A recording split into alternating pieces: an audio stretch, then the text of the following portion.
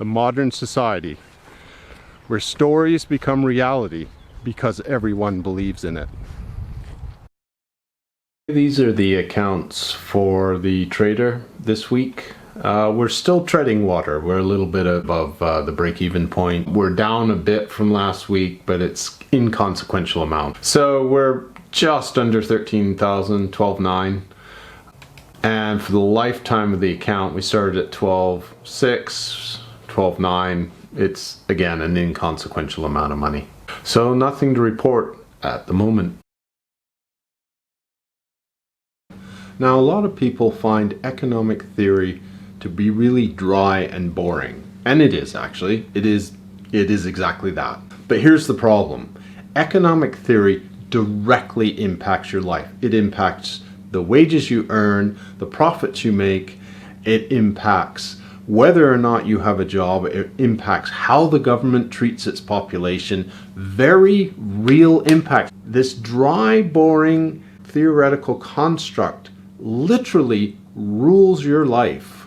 The economic narrative is one of the most powerful influences in modern society. It tells us what is right and wrong, and then we go to the polls. We find the party that speaks the correct terms in terms of the economic narrative, and we put them into power. And then once they're in power, they do things according to the narrative that we all agree must be done because it's the narrative, and extraordinary things occur as a result. The economic narrative is so powerful, it doesn't just capture ordinary people. It captures the experts and has them believing things that are completely untrue.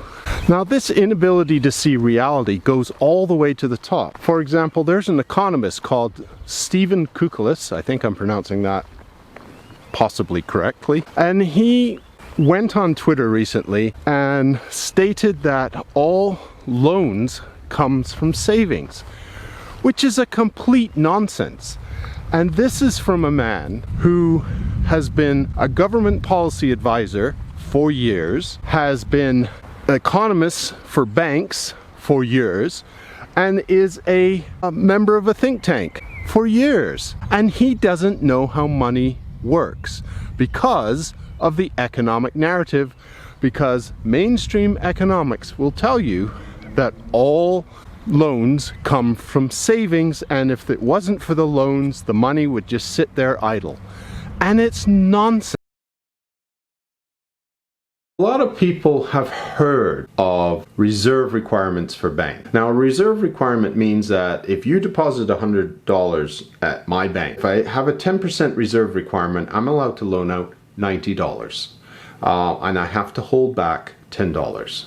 And that's supposed to constrain the bank's ability to create new money. But that's not actually how the banking system works. And for a long time, it's worked in such a way that there is no effective ceiling to the amount of loans a bank can make. And it was specifically adjusted in 2007 when we had the liquidity crisis to lift the lid. And basically it went like this. The banks made the loans first. They then checked to see what the reserves were. If they were short on reserves, they could go to either other banks and borrow money or go to the central bank and borrow money there. So you made the loan first, then you checked your reserves, then you got the required liquidity, which meant there was no ceiling.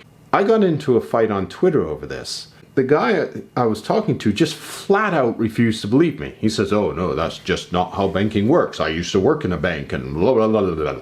In March of 2020, the Federal Reserve in the United States had revised their reserve requirements, and it is now 0%.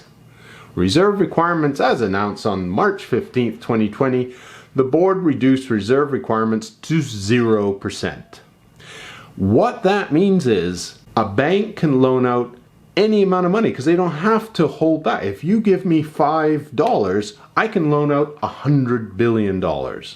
Now you might be thinking, so what? What does this have to do with me? There's a couple of consequences. The first one is how the banks behave and how the last time they did this, they brought down the entire financial system, and we had the 2007-8 crisis.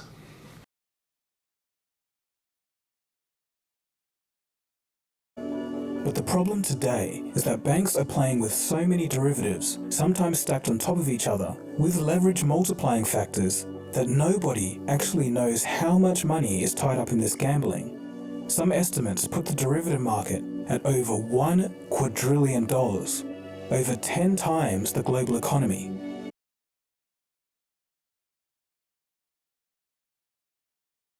That's the sort of thing that happens when an institution is given unlimited ability to create money. So money's hard to come by unless you're a bank. And it also shows you why the stock market continues to go up even though the real economy is coming down. Key policymakers in the government, in economic think tanks, believe that money cannot be created, that banks simply link savers with people who want to borrow. That's their only function, which is why before 2007, banks did not even feature in most economic models because they were completely inconsequential to the economy, as was money. Now, of course, this is a nonsense, and there is a rising tide of people coming up against this, including the Bank of England going, no, no, no, no.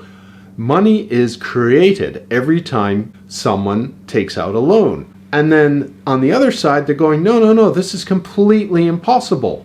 But this argument is coming purely from the training in economic departments in universities around the world. It's this debate that then leads to governments shouldn't borrow money. Because if it's borrowing money, then it's taking money away from the real economy and putting it into the, quote, inefficient government, and again, causing all sorts of problems. And this narrative is also nonsense. For instance, lots of people are talking about the government deficits right now and how incredibly dangerous they are. And the austerity monster is starting to arise again. Now, austerity almost always cuts support programs for the poorest people in our community. And we are told that is good because we don't want to support the poor people because it interferes with economic growth. Imagine living in a world where there's only 10 people and they're best of friends and they're having a party. Now, of these 10 people, one person is drowning and the people are aware there's the person drowning, but the party goes on. Because if you stop to help the drowning person, the party vibe disappears. Now, you don't really have to imagine this, because that is the society that we live in today. Now, of course, if I make an accusation like this, then I need to have some evidence. So, consider this. There is a belief in the world that economic growth is the only way to lift people out of poverty. So consider just one of the problems of poverty, which is starvation. It depends on the figure you look at, but it's around 12% at the moment. 12% of the people in the world do not have enough food to remain healthy and are in the process of starving to death. So that's fact number one. Fact number two, we throw away worldwide about 1/3 of all food produced. It's very much like having a party of 10 people, one person starts drowning, and everyone goes, well, we don't want to stop the party, and just let them drown. But what they don't get is they might be next.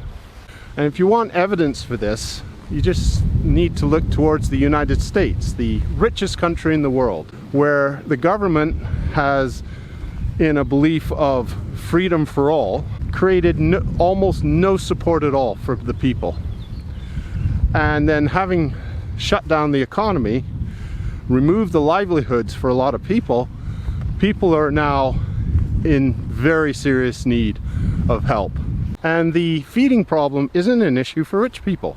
So if you're successful in the free market, it doesn't matter if the government shuts down the economy, you're still fine, you just buy food. The richest people in the world have actually been increasing their fortunes during the coronavirus shutdown. And if people don't find this story of food a problem, I would suggest that the economic narrative has successfully removed empathy from our toolkit. Because when you have the food and you still allow people to starve to death, what is the moral foundation for this? The answer to this question is quite simple. It's because it goes against our narrative. And there's also some other, quote, explanations like, oh, if we feed them, we'll have more population problems. What that suggests is we should murder people in order to fix our population problem. And by the way, just for a matter of record, the number one influence of fertility, the number of children had, is female education.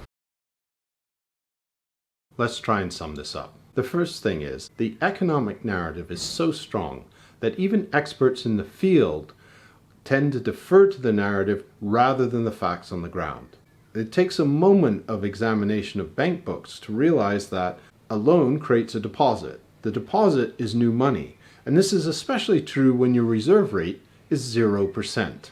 The reason that experts are so devoted to the narrative is because universities are equally devoted to teaching the narrative and have been for years. When the 2007 crisis happened, the students at the time realized that the theories they were learning had nothing to do with the realities that were facing them. Economic theory could answer nothing about what was going on. And so they asked their departments, can you teach us something that would help? And they said no, basically. Rethinking Economics is a student organization that was put together in order to try and pressure universities to change the curriculum to teach them things that would actually help them in the real world. The third thing is, none of this would matter if economic theory did not drastically impact the reality we live in. Now, in the population, they express the narrative largely through the ballot box. The political parties come forward and they go, here's how we're going to serve the narrative. And the other party goes, no, this is the way to serve the narrative.